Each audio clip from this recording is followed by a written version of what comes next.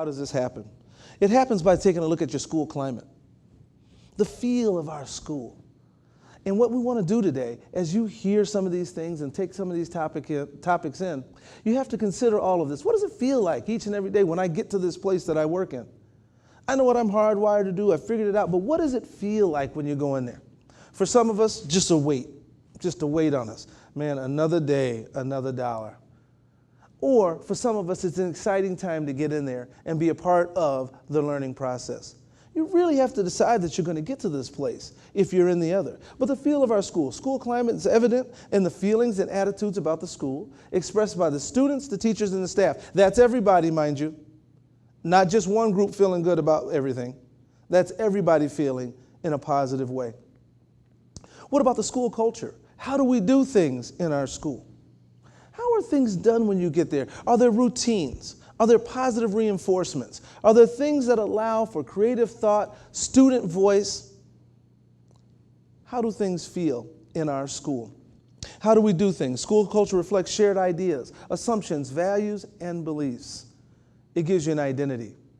Is the place that you work in one of these places that has an identity, that has an idea about how we're going to grow as a team?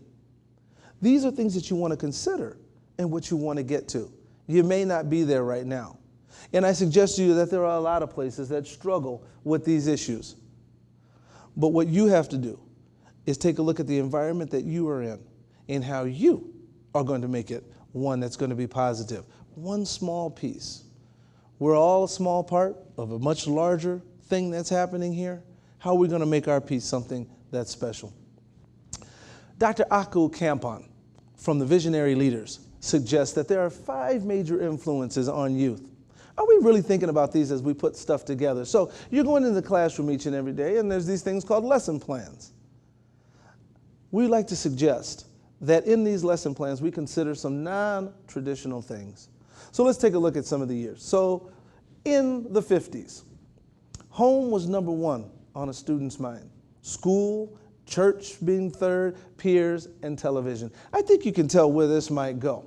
You might look at that order and shuffle it in your mind right now. But are we thinking about what this looks like when we're putting together our lesson plans, when we're putting together that day, that entertainment program that we're putting together, because we all are entertaining when we get up there? Students want to be entertained. They're used to fast information, getting it faster and receiving it faster than we're really prepared to deliver it. Are we thinking about that when we're putting these things together?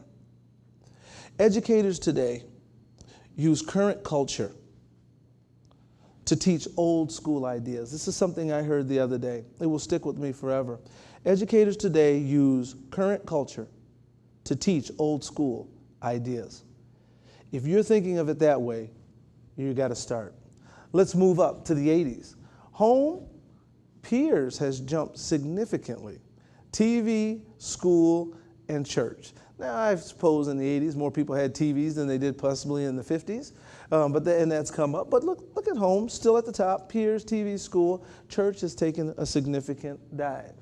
The Visionary Leaders suggest that now in the 90s, as it comes up, peers are number 1. What does that mean? That now the number 1 thing that students are thinking about is their peers. That changes a lot of things that we have in our minds about traditional education. TV's jumped up. Oh, wait, a new category. Home media.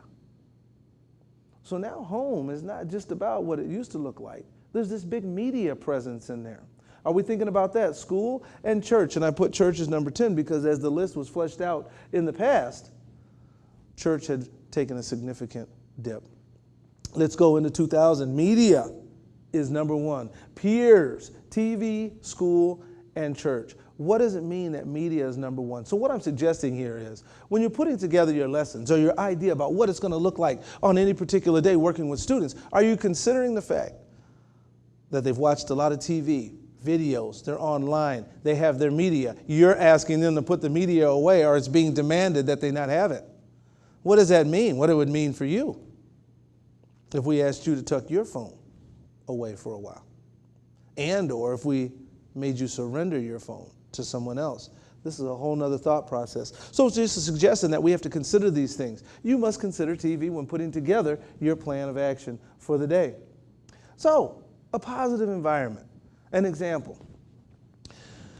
When working at the school and trying to figure out how we're going to go away from some of those tough names that were descriptors for our school, we wanted to know what they were doing. So we started asking students. Once again, there's more of them than there are of us. How would you like to see this environment work? And when we asked people, we said, hey, what do you want to do when you grow up? Oh, man, I'm going pro. Everybody was going pro in something. I believe I even asked swimmers, and swimmers were going pro now, not just your NBA and football people. So everybody was talking about going pro in something. So we decided to come up with an acronym. These things, such as acronyms that are tied to ideas and shared ideas by students and staff, really seem to get a lot of traction. So we came up with PRO. PRO was prepared, respect, and ownership. 3 simple ideas that we thought if you encompass these, you had a great chance at success. And this is everyone in the building. Prepared, respect, and ownership.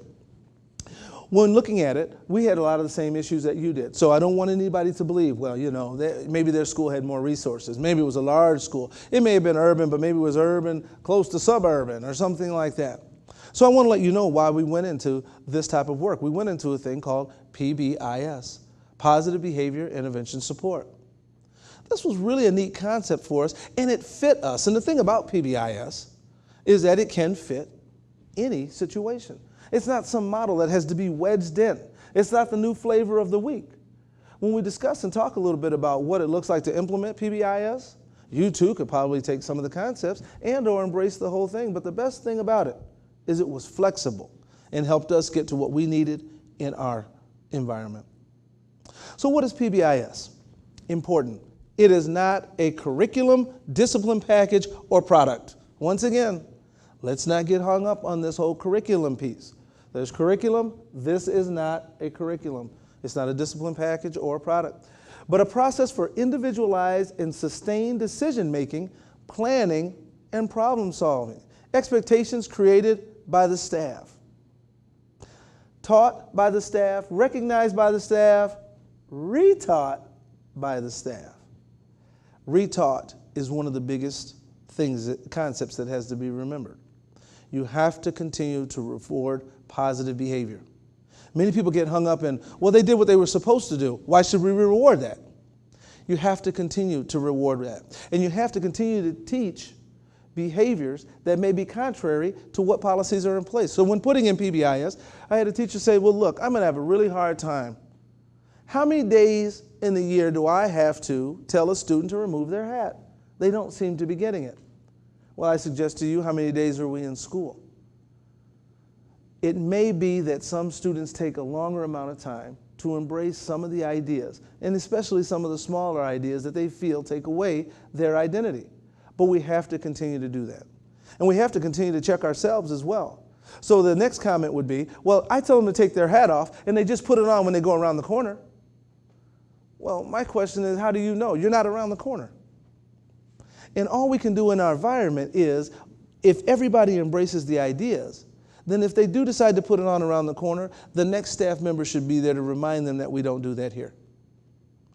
We all have to embrace it, and we cannot give up on the things that we decide are important, because many people don't. You know, you used to get the old thing, well, I'm not going to do it because they just go to the classroom next door, and then they let them do it there. That cannot be our attitude. We have to embrace that we're all going to do it, and then sometime in the environment, we don't want to talk to each other about when we have these letdowns. We need to be talking to each other and checking each other. Expectations taught and created by staff, taught by staff, and reinforced each and every time. Our vision statement talks about culture and climate. I suggest that I know data is very, very important. And many people are looking at data to drive their instruction. We're looking at data to do any number of things. Data is tied to funding. It's tied to any number of things, but we cannot get past culture and climate. And sometimes with culture and climate, it's hard to measure until some of the other positive things start to happen. You have to remember to include these things when you're looking at putting together not only your lesson plans, but your whole school activity. I'm always excited about talking with educators, but I very rarely get the chance to talk to administrators. Typically, I'm talking to the folks, you, the boots on the ground, that are going to be implementing and putting together these ideas. It's imperative that the people that are in charge, the folks that are in the administrative positions, are a part of this decision making. Take this clip out and show it to them. That's what we need. So we started looking at Pro, but we had to have a structure. We had to have a grid for it. We had to have a design, one that everybody was going to be able to take a look at. So we did some stuff. And once again, remember, these are simple concepts. There is much more in-depth theory that can go at a number of things. But when you start talking about culture and climate, you start talking about some of the simple things that you can do right away to have an impact once you go away from this presentation and start your work again. Keep it simple. We talked about being prepared, respect, and ownership in the classroom, in the hallway, in the cafeteria. We talked about any aspect of a student's day that they could be in. What does this look like? Also, we did a chart for the staff. What do you look like being prepared? Are you late coming into work? Or are you there on time? Are you ready? Are you prepared to be a part of the solution for students when it comes to student engagement? We provided students with examples and non-examples, provided discussion and essential questions, and provided activities. A lot of times we get away from this. We teach it once, we don't want to go back to it. Listen, we did that 3 days ago. In some things, in some concepts, maybe that works. Not when it comes to continually trying to engage, keeping people focused and moving forward. Once again, think about yourself. What would keep you engaged coming to something every single day? Sitting in a particular way every single day. Hearing the same person every single day. Not having some of the things that you find very interesting every single day or for a certain amount of time. What would keep you engaged? These are the questions that we have to ask. They're not very far away from who we are and what we decide and know is important in our lives.